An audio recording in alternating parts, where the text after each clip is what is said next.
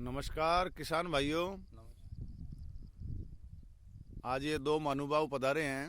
श्री फूल सिंह लील की जैविक खेती समूह का प्लांट पहले भी एक बार आकर के समझ चुके हैं और आज दोबारा फिर इन्होंने प्लांट को समझा है। वो पीछे ढाणी दिख रही है, वहाँ वो प्लांट लगा हुआ है और ये कॉटन की फसल है। तो आज इनसे पूछते हैं परिचय। कृष्ण कुमार धारणिया, हाल निवासी सूरतगढ़ जी। जमीन मेरी पीलीबंगा के पास 1 एलकेस में है। जी जी। तो आपको ये वेस्ट डिकम्पोजर तथा वेस्ट डिकम्पोजर से तैयार उत्पादों द्वारा ये नरमा की फसल यानी कॉटन जो है, इसके बारे में आपके क्या विचार हैं?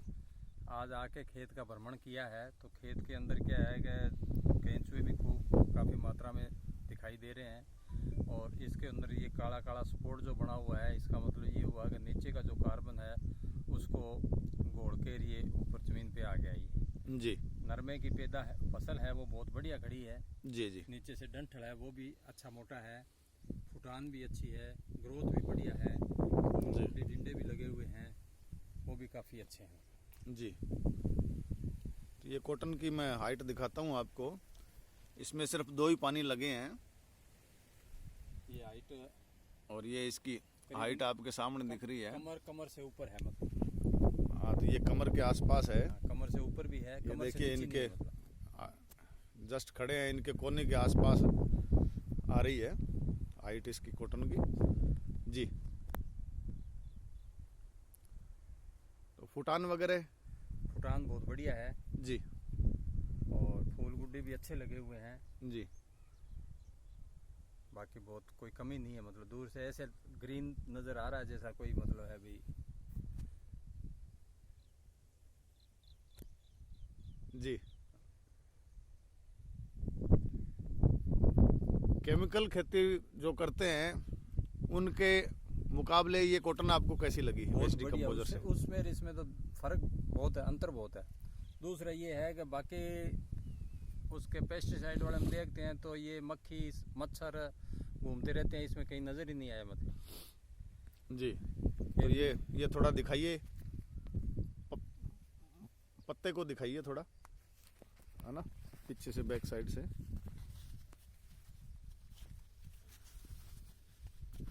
पत्ते बिल्कुल साफ हैं इसके। जी। बाकी तो दूसरों में तो देखते हैं तो वो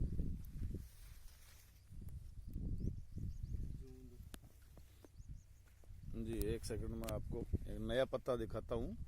नए पत्ते पर ही पीछे जो है बीमारियां होती है। तो ये नया पत्ता देखिए आप, इसके पीछे कहीं आपको कोई बीमारी नजर नहीं आ रही। कोई हरा तेला, कोई और कुछ नहीं है। कोई भी पत्ता देखिए आप, पत्ते के पीछे का कलर जो है वो बिल्कुल साफ है, बीमारियां नहीं दिख रही। जैसे हरा तेला वगैरह जो पत्ते के पीछे हमेशा छुप के रहता है, वो कहीं दिखाई नहीं दे रहा।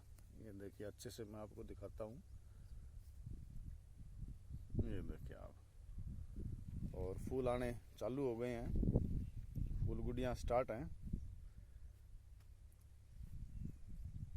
जी, और कुछ करना चाहेंगे सर?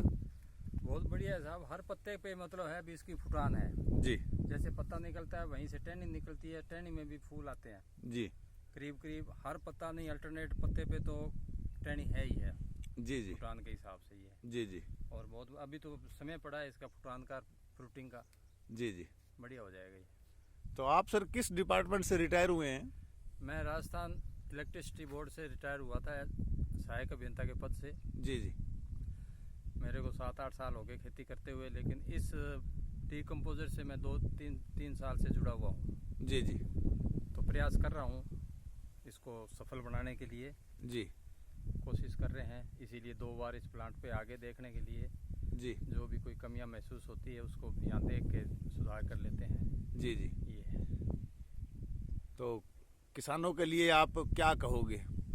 किसानों को तो ये है कि जो भी चीज़ या तो कहीं पड़ोस में किसी के लग रहा है तो उसको जाके देखो, और नहीं तो वीडियो देखो और देखो, उसमें जो भी कहते हैं और एग्रीकल्चर वाले भी कई बार बताते रहते हैं, तो उससे थोड़ी प्रेरणा लेकर करने की कोशिश करोगे तो ही बदलेगा, और ये बदल जाएगा तो जीवन बदल जाएगा।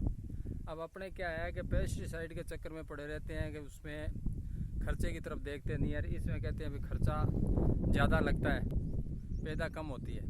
आप इस चीज़ को आंकलन करो कि जो आदमी पेस्टिसाइड वाली चीज़ें खाते हैं, घर में मान लो 10 मेंबर हैं जी, 10 मेंबर में अगर 2 ही आदमी बीमार हो गए तो आपकी 5 साल की पैदा लग जाती है उसके अंदर जी, और वो अगर पैदा कम होती है तो वो 5 साल की पैदा है, वो खर्चा है वो बच जाता है।